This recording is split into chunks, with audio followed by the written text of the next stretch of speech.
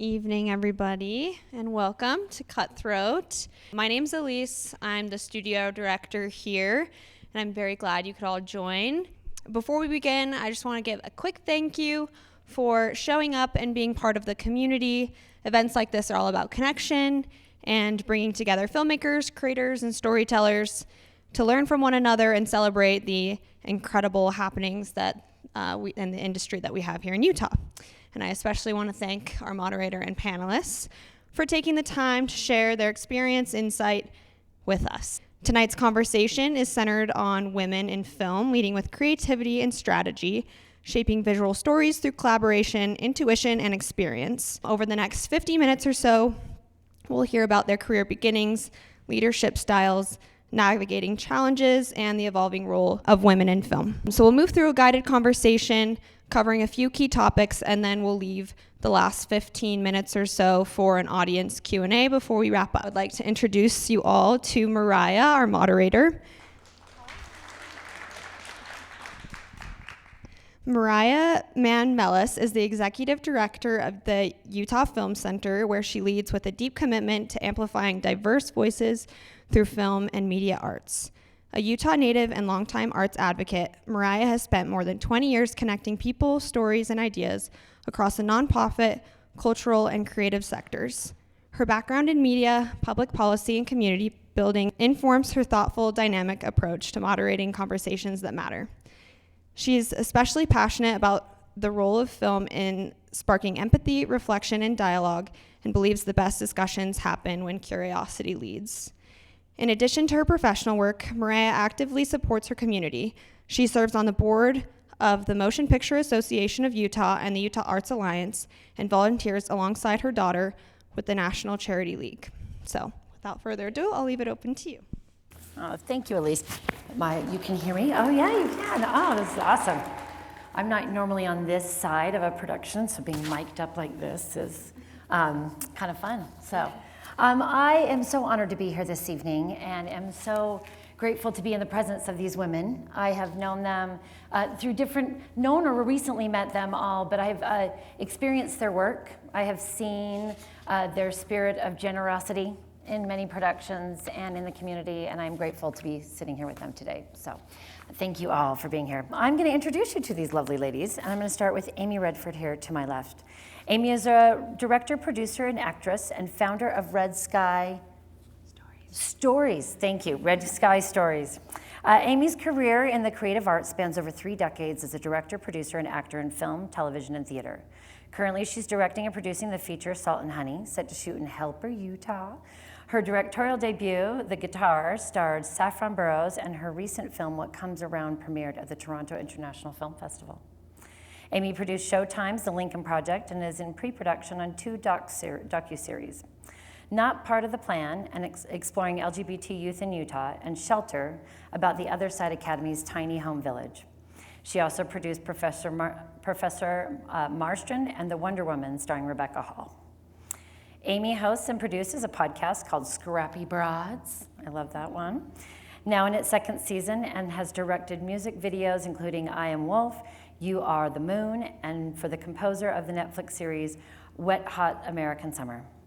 As an actor, she has appeared in Sunshine Cleaning, The Sopranos, and Law & Order, Criminal Intent, Sex and the City, I need to find which episode you're on, among others, and performed in the theater production like Bhutan and The Shape of Things. Amy completed her postgraduate work at LAMDA and studied at ACT. So I know, it goes on. You went to a lot of schools. You did a lot of great schooling, and Amy serves on the board of Sundance Institute, Spy Hop Digital Media Arts, and she resides in Salt Lake City with her 3 daughters. You know, there's all the things, right? Okay, we covered all of it. Now, I'm going to give you a break here, and we're going to go to Julia Camp. Julia has nice, short, sweet. That's Amy. We're going to work on this, Julia. This might be something you can train us on, is how to get our bios to a place where we're not like overwhelmed by them after they're done reading them. Totally. Yeah. Julia Camp is a cinematographer and director with deep love for wild places and a passion for creating work that both captivates and drives meaningful change. Her career spans everything from high-end commercial productions to intimate documentaries filmed in some of the most remote corners of the world. Julia is committed to telling visually striking, honest stories that empower people and organizations, always bringing a collaborative spirit and a story-first mindset in every project she takes on. See, I like that. That's perfect. Nice, short, sweet. 2 points. Okay. Mine was long too. Okay. Rennie Grames is an award-winning producer, director, and actress. She and her partner, Boston, I'm going to mess this. McConaughey. See, it shouldn't be so hard, but there was a lot of extra letters in here. Have amassed an impressive following, and their original content garnering over 250 million views online. This viral success caught the attention of industry giants, leading to collaborations with top-tier brands such as Reebok, Nokia, Sony Pictures, Google, Gatorade, and Coca-Cola. Rennie's most recent project, Alien Country, a sci-fi action feature film, which you must all see, it's fabulous, was featured in the New York Times as a top-tier sci-fi movie. To stream right now, you can stream it right now, and it won the grand prize for the best comedy feature film at Flickr's International Film Festival and is now available on all platforms. Good job. That's no small feat. Excellent. Miriam is a first assistant director. Wait, we have producer and actor. We have director, producer, actress. Julia, we've got cinematographer, director, and now Miriam, first assistant AD. Excellent. Great group here. Miriam Footer is a seasoned assistant director based in Park City, Utah, with decades of experience across feature films and commercials. After graduating with a BS in radio, television, and film from Northwestern University, she began her trek west. The idea was LA, but she stopped in Park City to ski. There is where the career begins, starting as a production assistant and advancing steadily through the ranks, PA production coordinator, production manager, second assistant director, first assistant director. She has worked on a plethora of commercials with brands such as Oreo, Toyota, Nissan, Sony, and notable films such as The World's Fastest Indian and Fallout in 2023. Miriam is a proud member of the Directors Guild of America. She has a reputation for exceptional leadership on set and seamless coordination in fast-paced environments. Her expertise includes managing day-to-day shoot logistics, ensuring creative vision alignment between all parties, and supporting directors through all phases of production. Miriam brings clarity, calm, and precision to every set. Her track record reflects deep knowledge of local workflows, collaborative spirit, and ability to elevate storytelling through strong production focus and creative partnerships. Well done. I like that one too. Okay, I'm going to start writing my bio. Thank you all. As you can tell, this is going to be a fun conversation tonight. I'm really excited to get into the meat of this. We have such knowledge here. You have probably seen it all and can share with all of us here tonight some of your best practices. So with that start, I want to hear a little bit about your personal journey. We now know how Miriam got through film. We know all the jobs. We're going to have to think about a good story about one of those for sure. But tell us a little bit about the thing that made you want to be in film, the thing that inspired you to be in film. What was your journey to where you are now? Is this on? Do I have to do stuff? You can hear me? So that story changes in the really weirdest of ways as I get older. I would say that the first moment that I felt like I had permission to even be a director was a director named Uzan Palsi. And I was probably 11 years old, and I was volunteering for the Sundance Institute labs. And she was this beautiful black woman with big, huge dreads and so elegant and so inherently feminine in so many ways. And she directed a movie called Dry White Season and Sugarcane Alley. And I just stuck to her like glue because my experience before then had been that most women directors had to pretend that they were men. And she wasn't messing with any of that. And so I was like, okay, well, that sort of lodged in my brain. And then I went on kind of a journey of, okay, you know, of course, it's been something that I've been around my whole life, and I've had great virtue to see how that works, and also been sort of creatively parented by the Sundance Institute. And then, you know, I went on a journey, became an actor, did a lot of theater, did, you know, all of these different facets. and ultimately realized that what I really loved was the sort of puppeteering of being a director, that I could be involved in all things, and that the feeling that I had of, looking at a performance and going, I can fix that, was more satisfying than it was to be doing it. And so I was like, I really need to be on the other side of the camera, because I'm also just starting to be a pain in the ass as an actor, and I need to stop doing that. And then I found Annie and Sky, who are my business partners in Red Sky Stories, and Annie's producer and Sky's writer, and we co-directed a short film, which we just picture-locked like today. But I realized that this is the sort of alchemy that I now want to be in, which is a collaborative alchemy of people that step in and step out and understand their strengths and weaknesses, and then how do we just ultimately get the job done. And Miriam was the first AD on our film as well. So it's, now I'm just in that new phase of short form storytelling with our company, and long form and documentary, and it feels really satisfying to be here. Oh, and I also was an actor in Little Jeans, because I'm really cheap labor in my own. Yeah, exactly. No, I tried to fire myself like 100 times, and Julia, how about tell us a little bit about your personal journey to getting to where you are? Well, yeah, just pass the mic on down. I found film by way of poetry, actually, and reading. I would love getting lost in stories growing up, and I always had a dream of being able to synthesize the emotional experience that I'd have when coming to the end of a story, and just, that feeling of being overwhelmed with emotion about the human experience, and wanting to be able to communicate that in visual form was always something I was fascinated by. And I actually grew up in the community where Birds, the Alfred Hitchcock film, was filmed, and I would go to a lot of those spaces growing up and, watch the film and compare it. And so it's still something that really lives in me, just this appreciation of film in its truest form, and trying to still approach it with the ability of not letting tools get in the way of the story, especially in this digital world where tools are everything sometimes.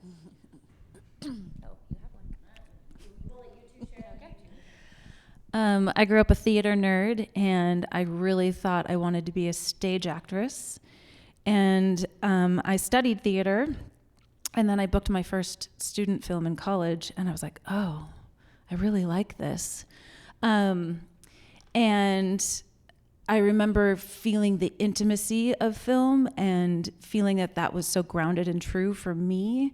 I had always felt very frustrated with how theater people sometimes portray themselves. Maybe I just didn't fit in or something. And so I discovered film as a college kid, basically, and I started auditioning, and started booking some parts. And it wasn't until I decided to become an assistant to a director and producing team that shot here in like 2008 or something, that I was like, oh, I want to be a producer, not knowing what that meant whatsoever. I had no clue what that meant. But I remember seeing actresses on the film set, and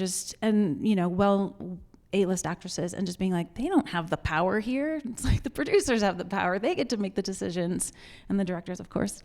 And it was kind of like game over at that point. I just started auditioning and started producing out of my love for creating content, and never stopped.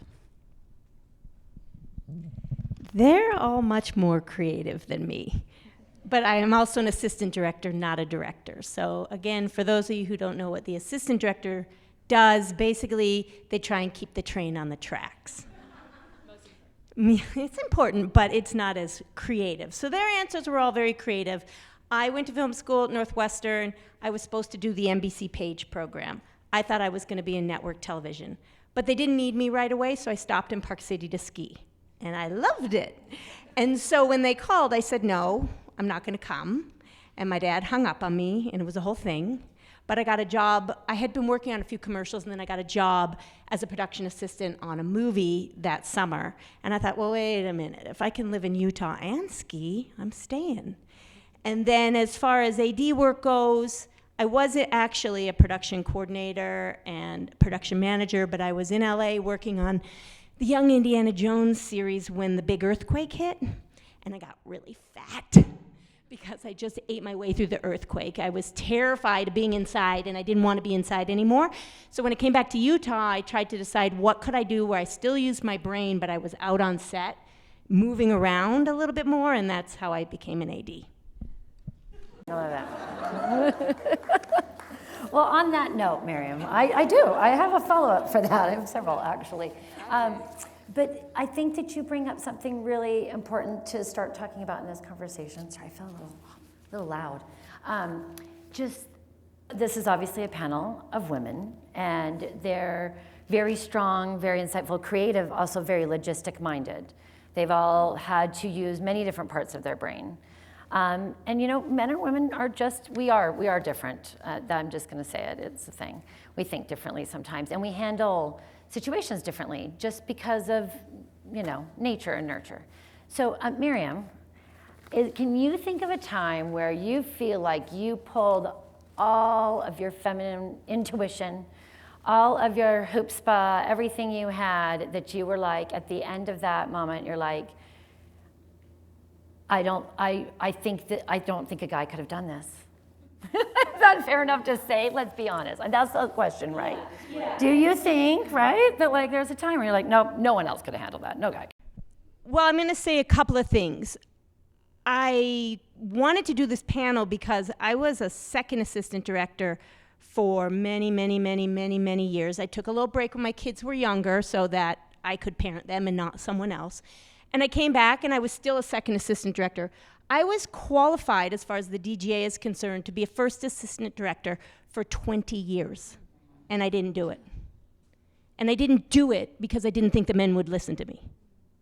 And it wasn't until I came back after having my kids, and I was a little older and had a little gray hair, that I thought, you know what, this is ridiculous. I can do this. And the woman at the DGA processed my paperwork faster than I think they've ever done in their life, because she had a similar story, and she wasn't an AD anymore for the very same reason. So that didn't answer your question, but that's a story that I did need to tell. To answer your question, and Marcy will appreciate this, but this is super weird. But I have done multiple Post Malone commercials. And I mom him, and I think it works. Because he needs a mom. He needs someone to take his drinks away and keep on going and keep it fun. And so I put that into the mix, and that's where I've been successful, I think. I think you're also successful because you work hard and you are very smart, and you should give yourself more credit sometimes. I'm glad you are now official and first AD and part of the DGA. Thank you. Rennie, I know that I've seen you be all things on the set before, and I also have a child. You're a new mom. Tell us a little bit about trying to navigate all of that, but then also why you can navigate all of that. We believe in you. I know you're doing it. So. Well, something I was thinking about while you were speaking, in terms of momming someone, I feel like something that's very powerful as a woman on set is seeing what's not being said behind the eyes of men and women, whether they're in a directing position or acting or whoever it is, and understanding if that hasn't been communicated correctly. And I don't know if that's a female intuition thing or if that's just something I have a knack for. But I feel like one of the strengths that I've brought to the table is maybe seeing what's not being communicated, but people think is being communicated, and therefore inserting myself and just being like, hey, by the way, did you get this note specifically? Or did you know that we needed X for this scene? And that person's like, oh, no, wait, what? The director said that? And I was like, yes, that was said, and bringing that full circle. I think there are always people, things get dropped. Scripts are so detailed, there's so many things moving so quickly, and I feel like that could be something that women bring to the table, is just knowing how to balance, not just balance all the things that are needed for the job to be done, but knowing what's not being said and communicating that effectively. And yes, I'm a new mom, and it's crazy overwhelming, and I'm just like, well, and I will say that, being on set as a new mom is not possible without support, and it's not possible without an amazing partner who's here right now, or daycare, or my own mother, who will come pick her up, or babysitters, but what I love is when I get home and I feel like I'm fulfilled as a mom, and I can bring that to my relationship with my daughter, and she knows it when I come home. It's special. I get an extra special hug. So that, I feel like, means something. So, Julia, can you tell us a little bit about what you think maybe your bringing your whole self and all of that female intuition and insights has how it supported you on the set?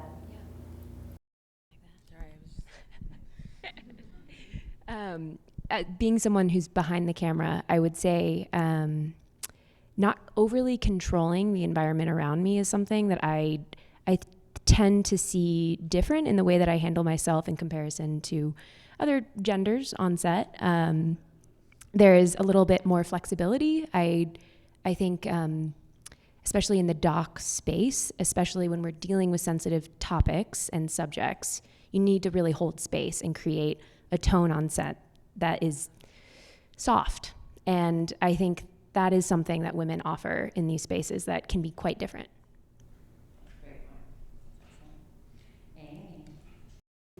Well, I don't know. I mean, do you have more to add to this? I'm just in a yes and place with what everybody's saying, and we were talking about this, sort of backstage, about how there's sort of this misunderstanding about women in terms of their leadership, and that they're not going to do the hard thing because they're conflict averse. And what we were all sharing is that they do the hard thing because they're conflict averse. And we'll go into the center of the conversation and say, this is what needs to be said right now, as you were saying, and would much rather figure out how to solve the problem than amplify it. And so we were talking about, too, that a lot of our sets recently have been majority women, and that was, I'd like to say it was intentional, but it was just because it was the best people to do the job. And it just happened to be that it was the most efficient, the most professional, and so I think it's, part of that collaborative nature, and also having the capacity to say, I'm going to fall down here. This isn't my forte. Can you step in? Right? And that being okay also creates efficiency, and it's good for the bottom line. And that's what we all want to be, is, successful professionally. And actually, Marcy's here too, who worked on our last short film, which she was at the helm of but and then just keeping iterating on that, and being able to also have a moment to say, I don't have the answer right now. You got to give me a few seconds. You got to give me a minute, and that being okay. And that couple of minutes of space. The other thing we were talking about is the recognition and acknowledgement of self-care as another part of efficiency. And on all sets, you have a set medic. And we did a conversation during this last festival about having a mental health professional on set, and the efficiency that can cause. And I'm just not sure that would have necessarily been an idea that came out of an all-male set. I mean, I don't know. I don't mean to be rude. Let's but, have a place where we can talk about our feelings. Yeah. But it's also, it's just necessary. Yeah, and it's conflict resolution, right? Mm-hmm. Like you go to somebody who really understands how to discuss those issues, and say we're running into a problem before it becomes a problem. All right, let's figure out how to do this. That's perfect. And it's a great segue too, because the next question I was going to ask is, how do you foster an environment where everyone feels empowered to contribute creatively? And I think that you've just spoken about that, Amy, quite a bit, as far as just like hiring good people, for what the job that they do, but also the energy that they bring, and the collaborative spirit, and listening to them and working together. Yeah, acknowledging space and place. I'll jump in, and then I'll stop talking so much. But I think it's a weird thing because filmmaking, television, even theater to a certain extent, is a little bit of an assembly line, right? The job delineations need to be the job delineations. And, you can sort of, improv all day long and you can throw things on the wall, but on game day, it's game day. And so understanding where your job begins and ends, and also having the ability to have a set. One of the practices that I like to put in play, if I can, which first ADs hate a lot, is to gather the entire crew and the cast and everybody from craft service to the lead actor and say, this is the story we're telling today. And what ends up happening is that there's buy-in.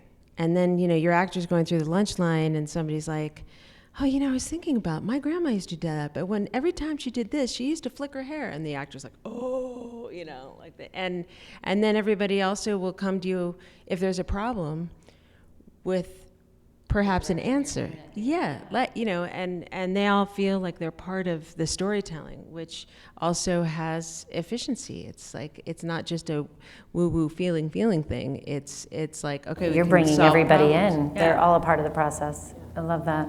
Just to echo that, I think that is by nature the experience of being on set. It's a collaborative space, and opening it up to everyone to have their print left on this finished product is essential. And it is interesting, like in certain environments, certain film sets, you can compare, when individuals, the crew, feel they have the room to be their full creative selves and offer what they truly want to offer. And then you can see the environments where people do not feel safe. And having a safe environment is key, I truly feel. It's like you read my mind. I think that safety can be created in such small ways. And I'll just give a couple of examples because I do think, film sets are film sets, and people have their jobs, and they know if they're experienced, they know their jobs, and they know you come in when a crew works well together, it works like clockwork, right? But that doesn't mean they feel safe necessarily.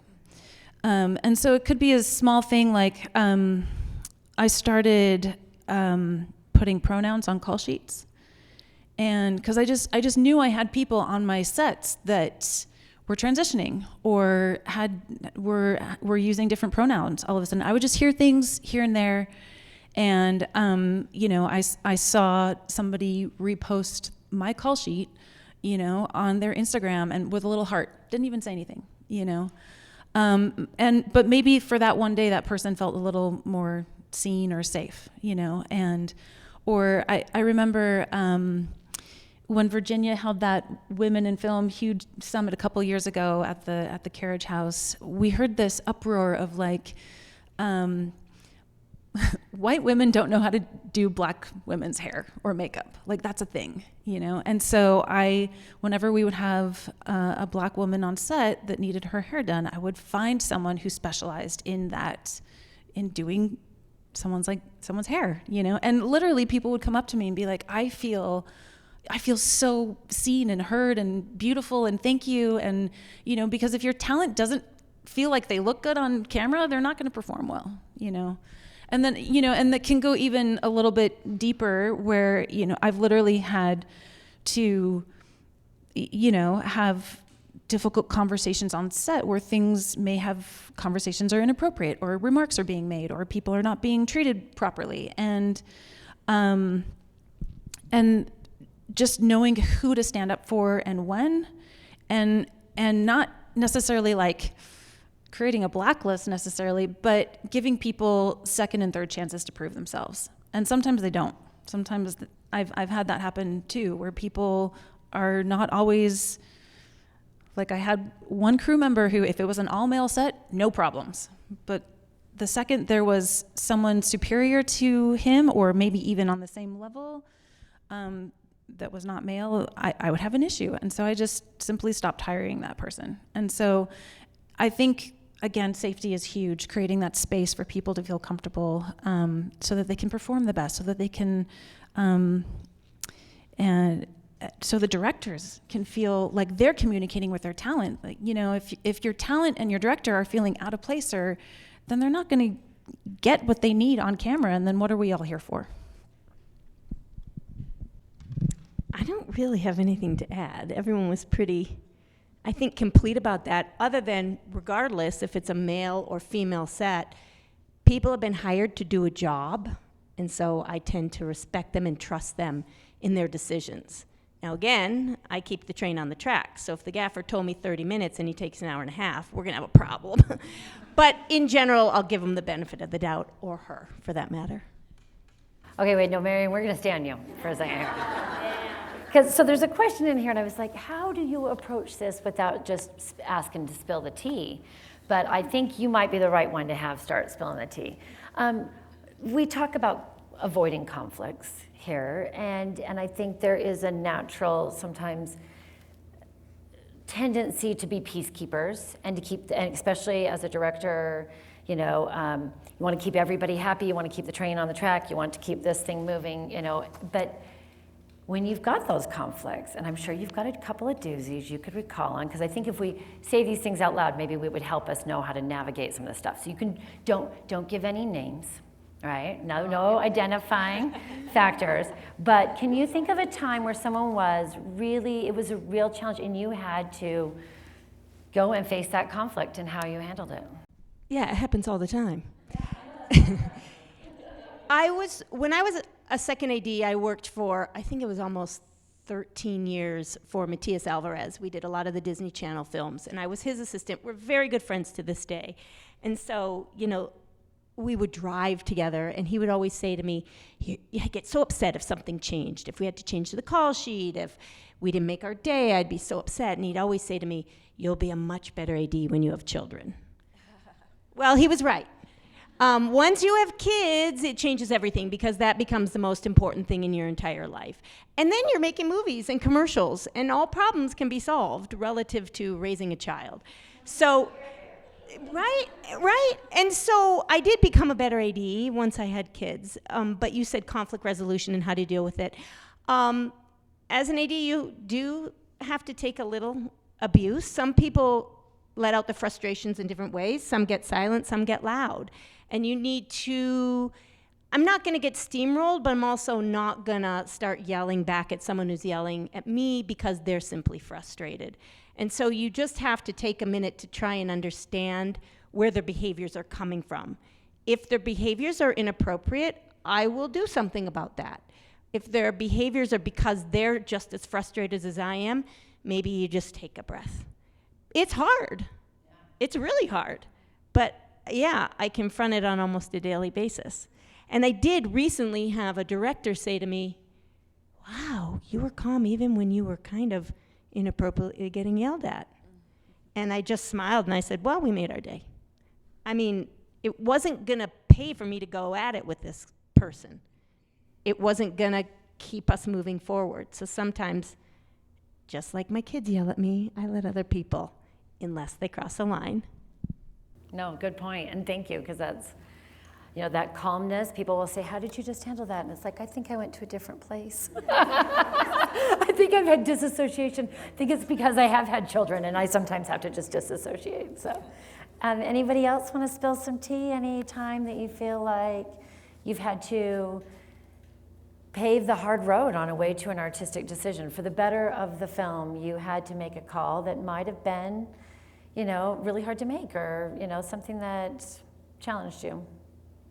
Want to share any of those with the audience? Oh, Amy's, yeah. I mean, I think that's the moment-to-moment decision-making. You have to cut a scene that you love. You have to cut a shot that you love. It's like those are things that you have to be surrounded with people. It's like you got 6 minutes left before you go into overtime, and to be able to turn to your director of photography and say, do I have it or not?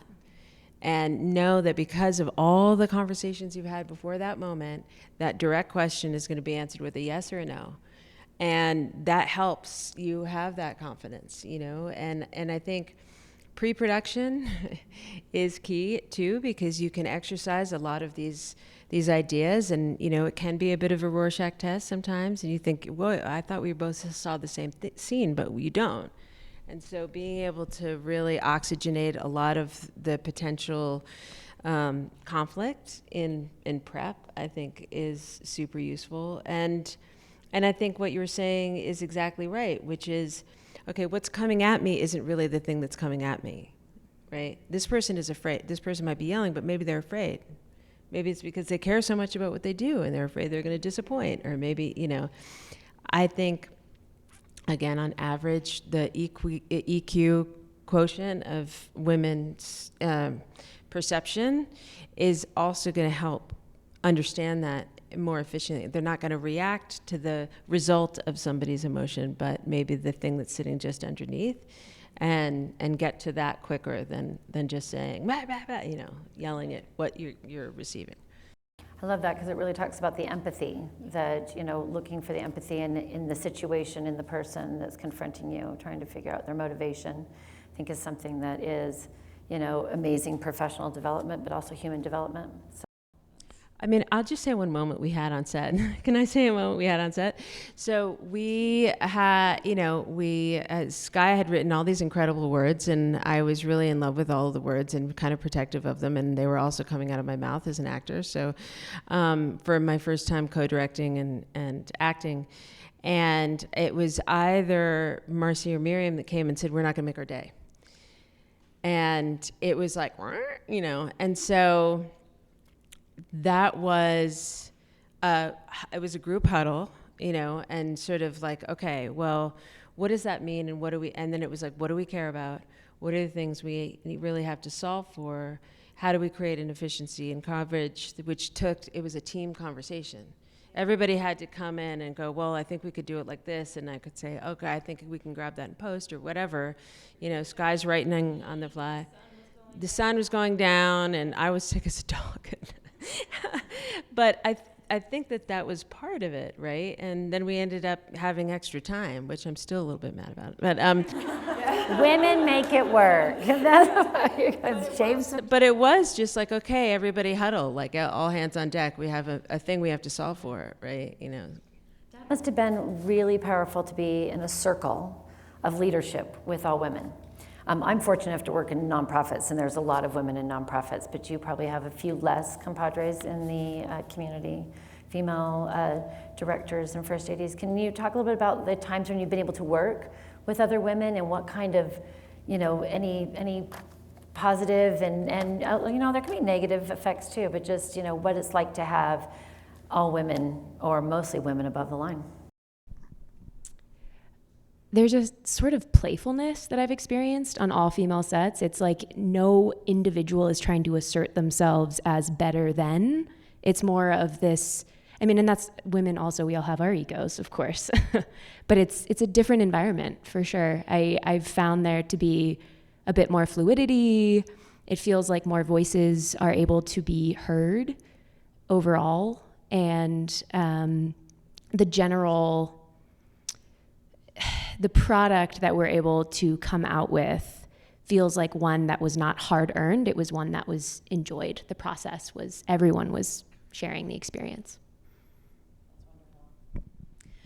I have never felt as supported and buoyed up than when I'm working tightly with women. I feel like there's a trust. I like the playful word. There have been times where, in the office that I'm kind of speaking of, people would just congregate because we were always laughing, we were getting shit done and we were laughing our heads off, and it was so fun. That being said, I've also been very torn down by other women, and that is something that needs to be addressed as well. And I think can be something that also needs mental health help on sets, just how to navigate, difficult female relationships as well, because they're not always easy, but luckily for the most part, I find in the professional setting, most female relationships are just supportive and fun and collaborative.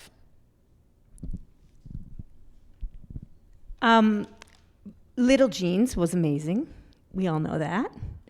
I have also had the opportunity to work on the FEM project twice, which is a project through UVU, and it's an all-student female crew all the way through the ranks with mentors, Marcy has run that for multiple years, and I've been lucky enough to do twice. That is crazy cool, because film sets aren't usually all women. That's very, very, very rare. So to work with these students and see their abilities and their energy and what they want to accomplish it's awesome. I like the diversity on a crew, different sex and gender and cultural whatever. But I will say working on these FEM projects were incredibly special. I just think it's incredible that we have so many opportunities. I mean, not so many, we need more, but we've had quite a few between the FEM projects for many years, and having Little Jeans be all female, FEM presenting, like everyone was. It's such an inclusive set, and to hear Rennie talk about having pronouns on call sheets, like just, brings me such joy to see that like we're thinking through. I think that's, again, goes back to kind of the empathy notation, that what we're trying to bring is to see people as people. And I think that, there's a lot of work to be done. And so my question for you, and I think this might take the rest of our time, and then I'll open it up for other questions, is we've come so far, but we have so far to go. So what are the things that we need to be focusing on? What are the things that we need to, all stand up for and talk about more? And what do you want to hear more about? I'll dive in. When I started directing in 2006, I started because I fired myself as an actor in a movie, and I was like, I kept hiring other actors in my head, and I was like, this will not do. I have to, I got to step in the director's chair. There were not that many women. And so I felt, I overcompensated for that by being like, well, we should put the chassis of the truck over here, and they were like, can you let me do my job, please? And I felt like it was an insecure way of handling things. And I think that being able to have the grace to let everybody have the knowledge, the toolbox that they have, and not to have to feel like you have to come with all the answers because you're a woman in a leadership position, And we did actually have some men on Little Jeans, I have to say, and they were amazing and lovely and divine masculine in all the ways, and I would say money. It's really more difficult oftentimes for women to ask for what they're worth, and they're more willing to put in sweat equity and say, and I think that doesn't serve anything. And I think women have to be better at asking for what they deserve and looking at their pedigree and saying, this didn't come for free. Why am I being treated as if I should give it away for free, And same goes for projects. There was an interesting, I'll try to make this story short, but you'll like this as a theater person, that was done about why female playwrights were getting in all the festivals, and they were, making it through all of these loopholes, and then when it came to professional production, they fell off a cliff. And so an organization decided to do a whole research with MIT about why that was happening, and the woman that started the program came back, and she was like sweaty and pale, and she was like, well, I have the answer. She's like, I now know who's not hiring women. It was women. And there's a little bit of when you're biting and scratching to get some leverage, and how you might be perceived as being sort of like, well, you're hiring women because they're women and not because they're best for the job. And so I think that there's some mindset shift that I think needs to happen, and in some of that fear-based stuff that you might get from other kinds of female leadership, and and it's a little bit of a scarcity mindset. And so I think if there's more abundance all around, whether it's the money that's coming at female helm projects, marketing for female helm projects, these are all things that are going to change the stratosphere that I think has a sort of downstream effect for everyone, including people that are wanting to come into the profession and don't have the luxury of making this their hobby. And more people that don't come from just independent wealth making movies make better sets. These are more interesting sets with more, variety of lived experience. And that messaging from the top is what will then inspire young women to get into, the field and try things out. Sorry, that was way long. You covered all of the pieces. I feel like you covered it, but something I would add and double down on is rates. I think that's a big piece in all of this, is trying to make this a sustainable career is a challenge, and having it be a very selective one, and oftentimes, at least on my side, sometimes a little bit of a boys' club. And I think opening up those doors and creating an opportunity for women to fail and be able to learn and go through that learning curve without shame. I think there's a lot to that. Speaking for myself, I learned the hard ways many times, and you endure a bit of beatdown that feels at times different from some of my counterparts.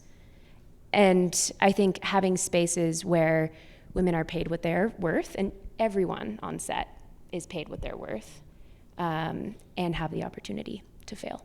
I think that's big. You're not the first person to say that on a panel, and it actually made a really big impression on me the last time I listened to a Women in Film panel, which was literally this female director was saying, give women the second and third chances. Like, let it be okay for them to fail. So I second that. I think with the rate thing and the leadership qualities that women need to have, I would find myself often like beating myself down and being like, oh, well, I asked for too much, or, oh, well, now they think I'm a bitch because I was strong-worded or whatever. And I think just being willing to stand strong in what you know you're worth and stand up for yourself and assert yourself and not worry. Let other people think whatever they're going to think and not worry what that is. As long as you know you're being true to yourself, I think that's part of what can be an example to the rising generation of young women who are coming and trying to be filmmakers and are doing it. I'm the oldest one on this panel, and I can tell you it's gotten a lot better, because what we haven't talked about, and we're not going to go there because we don't have enough time, but is sexual harassment, which was legit and real and existed, and that has gotten a lot better for the younger filmmakers out there, which I'm thrilled to say. But that was a thing, and still is a little bit. But I will tell you, my best friend does the same thing I do. He's a first AD, and we often trade jobs. And so he tells me what rate, if he can't do a job, what rate they offered. And I can't tell you the number of times they've said to him, the rate is $1,000 for 12 hours. And then they call me and they say $850. Guys, it happens all the time. That's got to stop. I'm over that. So now what I do when we trade jobs is he tells me the rate, and I say, this is the rate, whatever they offered him. And then I do the same with him. I mean, they never lowball him. But this is happening like now. So that's something we have to work on. The only small thing I will add, and this is a tricky one, is what is often prohibitive for women in this industry is childcare. And on one level, I'm a little reticent to say that because I'm like, I get to run away from my kids, but just a second, and then I'll come home. But it is preventative. It is prohibitive, and unless you have amazing partners in your life who can step in and really do the thing, and sometimes you're away for extensive periods of time, and that's hard on the heart, and it's hard on your system. You have all this guilt, and you have all this conflict. And it might just feel not worth it. And so I think a lot of really capable women fall off the cliff in this moment, and just sort of, then they have to come back when you're older and you're so much better in so many ways, but it's harder to get jobs when you're older. Yeah. Please. I want to follow up with what Amy said, because you have a little one, so you'll see. I actually took a hiatus for 11 years.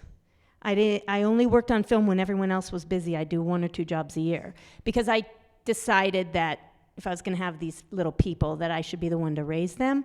But I did come back. I got lucky. It is very hard for young women, and I was doing an all-women's, through the Film Commission, workshop, and one of the kids said to me, well, should I not get married? Should I not have kids? And I said, oh my God, that's just ridiculous. Yes, get married. Yes, have kids. You'll figure it out. And like you said, you have help and you have family. But if you live somewhere where you don't have family, you'll figure it out. But you can take a leave and you can come back. You can do it all. It isn't easy, but you can do it all. I'm glad you said that, because I was going to say, Rennie, I think you are currently doing it. You have a little one. I started there earlier, but just you have to use all the skills you learned from filmmaking to manage this household. All the logistics, all the timing of everything, delegating. I mean, it probably ekes into, and how do you create that kind of balance? But yeah. Well, I've wondered, and I haven't had the privilege to do this yet, but a goal of mine is to someday work it into the budget and just say, how much is a babysitter per day on set? And a little room off to the side. It's not as much as a PA maybe. I don't know. There's creative ways to think about this, and I don't know if I will ever have the privilege or the power or the money to be able to do that. But when I'm breaking down budgets for a commercial, I've literally wanted to, and I didn't have the permission to do this at the time, but I was like, it'd be so easy to just write in a little line item here. It was just childcare, Exactly. Why can't we? Why can't we write in lines and put it in budgets and ask for it? Or have them take it out. Make them take it out. Yeah, exactly. Right? Do we need permission to ask for childcare if that's what we want on sets? And we're it's writing efficiency. budgets? I mean, because you're not running off to try to call the person who's trying to find the thing. It's just And how effective could it be if you have multiple women on set with children to have a little, back room somewhere with one person taking care of 3 little kids or whatever it may be? And I know I'm dreaming here, but maybe not. Yeah, or you have your kids in your movies as unpaid labor, like that one back there. Yeah, I know. Yeah, exactly. No, I mean, I like this train of thought of dreaming about what we could have. I think what you said earlier, Amy, was really poignant, is if women hired women, if every woman wanted to have a lot more women around them, which we have learned tonight was a really magical experience, then people would be working more. And they would have these kind of set experiences, and they would have collaborative work environments. And then maybe it becomes part of more of the budget that you put into, becomes something that is an efficiency to have. And so I think that keep the dreaming coming. I mean, the amount of money we spend on coffee on sets could cover some childcare. So. Be on the board of a preschool, so we can talk and I can tell you about licensing. And now we're not going to be able to drink coffee anymore anyway, so. Yeah. And then things will really. And this is what will happen is we will all get together and create a bunch of more options for, in collaboration, because that's what happens when we all get together. I want to hear from all of you. I know there might be some questions out there. You've got them, they're stuck in their chairs for at least 5 to 10 more minutes. So anybody have a question for any one of our panelists? Anything? Okay, yes. Not the business. I'm only in the support business. Hi, Don't say only, that's an important part of the business. So I was recently at a conference that I listened to Gina Davis, a Utah favorite, and she was discussing when she had her daughter, she decided to look at roles that women were playing, and they were all very submissive roles. Many of you are creators at this point. Do you feel like you are creating for women, for young women?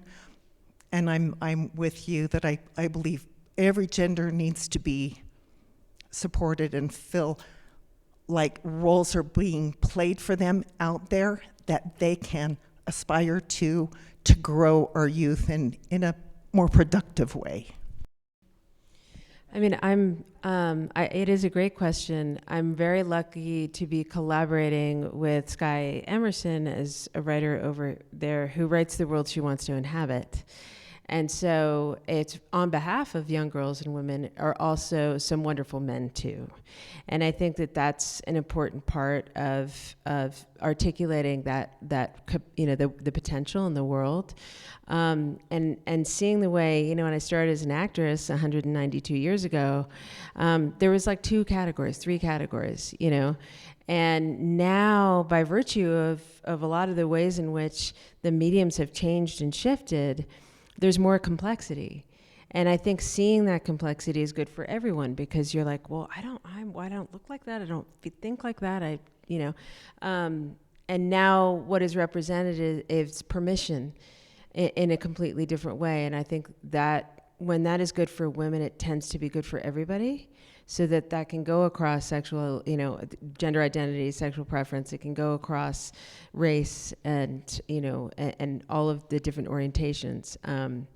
And that's one of the things that I think is exciting in terms of the storytelling that we're seeing evolve. And a lot of that does have to do with the women at the helm, inviting those dynamics that are sort of an invitation to be your fullest self, which, as a mom of 3 daughters, that's what I hope for. A slight tangent here. I love that question. And something I've noticed recently, a lot of brands, a lot of companies and production companies are wanting to bring in more of these diverse voices and roles. There's more of a demand for that now. And I have found myself a few times as the only woman in a room discussing these topics and being asked to be an expert on women and being asked to speak for all women. And that is something that has consistently just cracked me up. And I think it's just absolutely ridiculous, because how could one human do that? But also because, my hope from that is that there will be an understanding that there's a hole, clearly, in the community of individuals who inhabit the film space, and that will open the door for other diverse folks with different backgrounds, different ethnicities, different genders, because clearly those voices, there's money behind it now. So maybe the incentive will be there. I've also been lucky enough to write a role that I got to play in the movie that we released last year. And it's about a woman who has an unplanned pregnancy and she doesn't know what to do. And because she wants to have a career, and she doesn't even know if her partner's the right person for her to help her with this career. And so she's like stuck in this triangle of like, I don't know what to do, but I know I want all the things, and questioning that. And the film is very lighthearted. It doesn't get like, at one point we were like, do we even, talk about abortion in this movie? And it didn't feel right for this movie, but that's what she was contemplating in her head as, underneath the lines that she was saying. So yes, I think that the more women you have creating these roles, it's just natural. We're going to put ourselves into these roles. We're going to put our perspectives, and we're going to try to fill those roles out, even in simple ways. Like, I've been in similar meetings where I'm working with a brand and every single character in the commercial is male, and I'm like, let's flip this character. Let's make the villain a female and see what happens. And then they love it, and everyone's like, "Whoa, this is amazing!" I think they answered the question.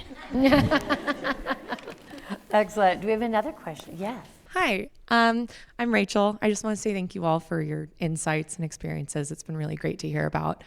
But my question is about my sister and I are co-directing our first feature-length documentary currently. Thank you.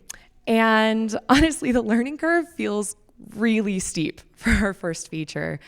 There are some days we feel like we're thriving creatively and like absolutely killing it. And then other days it's really overwhelming and we're just keeping up. So I was wondering if you all had any advice for first-time filmmakers to maybe help regulate that roller coaster and learning processes a bit. And yeah, I'd love to hear what you guys have to say. Hire a good AD. Hire people who know more than you, and listen to them and learn from them. And you will everything will go so well. But if you don't have the money to hire them, what do you do if you don't have the money to hire them? Like, find the mentors. People will help. People will give you feedback. Yeah, on my first film, I had an experience where a lot of the money disappeared. And I felt embarrassed because I didn't really know how to read a budget. And so I had to sort of adult, and I took a lot of people out to dinner and had coffee and said, what does this mean? What is this? So not being afraid to ask the questions is actually a sign of confidence, and that's not something you should shy away from. Also, what you're experiencing, we all experience every day. No two film sets are alike, but I think the point to say what is going to be complementary to us in this moment. What does our machinery really need in order to offset some of those fears, and then find people you really can work with. Just because somebody's handed to you with a long resume doesn't mean that necessarily they're going to be the right collaborator. It might be somebody, I've had people that work craft service, and I come to set every day and they're like, oh, you're the one with the egg whites and the spinach thing, and the salt is now the sea salt because I saw you didn't like the other one. And I was like, that's who I want on set. I want them to be a PA, and so I made them a PA, and so knowing how to complement, what you have, I think is another big part of it, like everybody here is saying. Hi, my name's Maddie, and I just graduated from film school, and I feel like one thing that I've struggled with, even on my own student sets, like where I'm running them, is feeling like I know what I'm doing or that I belong. And I was wondering if you have any advice, or if there was ever a moment where it kind of just switched and you like always felt like you knew what you were doing, or you always felt like you belonged in any role on set. I'll jump into that one. Feeling like you always know what you're doing is like completely toxic. Haven't like even nobody always knows what not they're yet. doing. Maybe you still don't know. And there's a kind of humility that's needed to see possibility. And so some of your going, well, I don't really know what I'm doing, is maybe going to be your greatest asset, because you might really see where the potential lies. And I think just iterating, just going, okay, well, actually I did that correctly and I had the right instinct. And sometimes shadowing somebody, shadowing the role that you really want to inhabit, and going, actually I would have done that differently, and I think my idea was better, and then not apologizing for maybe having a gentler kind of presentation. I think that if you're a quieter person, that has a lot of strength. People lean forward and not back. And so not abandoning your essence in the service of this job that you love is going to be a way that you feel like you belong. Yeah. Just to second that, I think humility is one of the greatest superpowers. And having that, no matter what role you have on set, is key. To be clear, I, again, am the oldest one on this panel.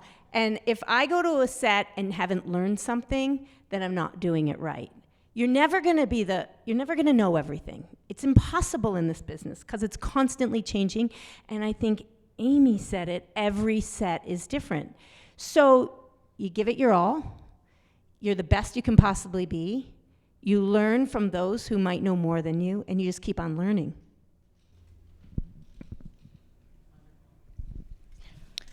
Yeah, I have one. Oh, sorry. We were talking about like how we can change the future for other women, and I was just wondering, women can stand up for each other as much as they want, but I also think that there has to be a little change in like the men's behaviors. And so I'm wondering, in like what way can men be the best allies like on set, and like what can they do to help change that? Not take away the 19th Amendment, but okay. Yeah. Vote better. Yeah. I mean, it's true. Like, look what's happening.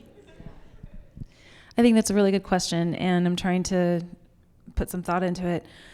Crucial conversations, they can just be hard, but they need to be had. And sometimes I think, again, we brought this up, but women sometimes are better at just talking about the hard things because we want to solve it. I don't know about you, but I stew on something. If something's irritating me, I will go over it and over it and over it in my mind until it's resolved. And I try to do that in a, create space for myself to do that and do it with thoughtfulness instead of emotion, right? And it's appreciating and working with the men also that are great to work with. I had a profound experience maybe 10 years ago, where I worked with this dude in the VR space, and he was so cool to me. And it was my first experience feeling like really respected as a female producer. And as I got to know him better and as we worked and collaborated, I realized he had a female boss. And I was like, oh, and he's from California. So it's just like, there's more women in the industry there. And it wasn't weird for him to have the shots called by a woman. So I think there's two things there. It's like giving the credit to the men who are awesome to work with, because there's so many of them out there, and then being willing to have the hard conversations with, and maybe not working with them in the future. Like if you know somebody's difficult to work with, you can always choose not to work with them, even though that's hard. I don't know. Take it away. Okay.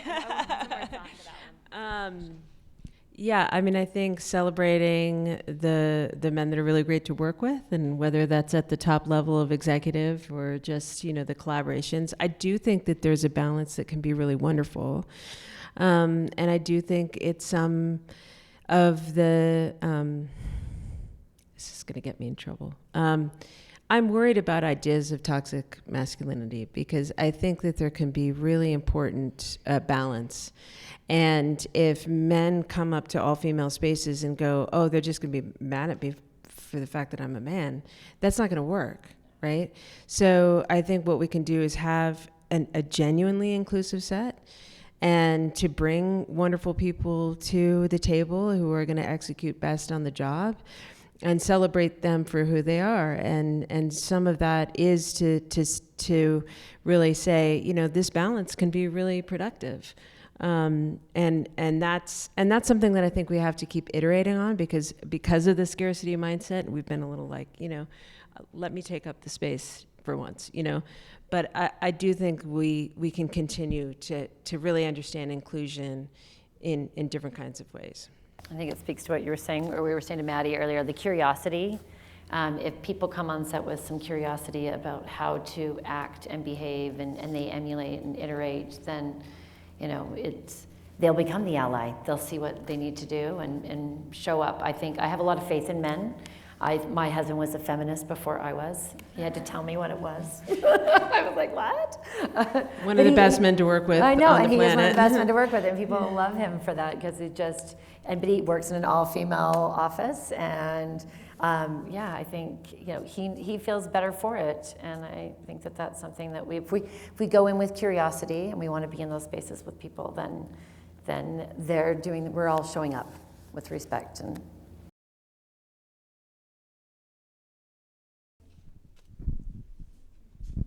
hello. My name is Jose. I'm relatively new here. I came from Chicago a few weeks ago. I remember one of you mentioning something about seeking a mentor. How do you do that when you don't know anyone? Come to places and spaces like this, I mean, I think it's great you're showing up and going to the screenings, seeing people's work, going, oh, I relate to that person or how they did something, and you'd be surprised how many people will say yes. They can't say yes if you don't ask, and figuring out where you really want to belong in that conversation, I think would be, but doing what you're doing today is a great beginning. Well, I'm going to put a plug in for the Utah Film Center, because as we mentioned, I'm the executive director of the Film Center. There are a lot of amazing resources of film support organizations in this state. I'll give a shout out to the Film Commission. If you're looking for their resource directory, you should go on and check them out. List yourself, keep your stuff updated. People go and they look at that and hire off of that. They also do a great job of like a newsletter of getting things out. The Film Center has the Artist Foundry. It's a co-working space, a professional development space. It's opening on the 27th, God willing. It will all be ready, but yeah, I'm very excited for it. But there's an open house on September 4th from like 6:30 to 7:30, and then there'll be other events coming up too. And there's some partnerships going on. I love coming to Cutthroat. We've done a lot of projects with Cutthroat. You can come here, follow along, follow their Facebook and Instagram. They do a lot of panel discussions like these. There's a mass program with the Film Society. The Salt Lake Community College has a great program. There's a Documentary Association of Utah. My job is to try and help you connect to all those things. So come find me, and I'll make sure that you know what those resources are. So, yes. You got all the resources. I know. It is the best thing, I think, about this, and maybe we'll end on this note, is that this is an amazing community, and it's come so far. It's doing so much.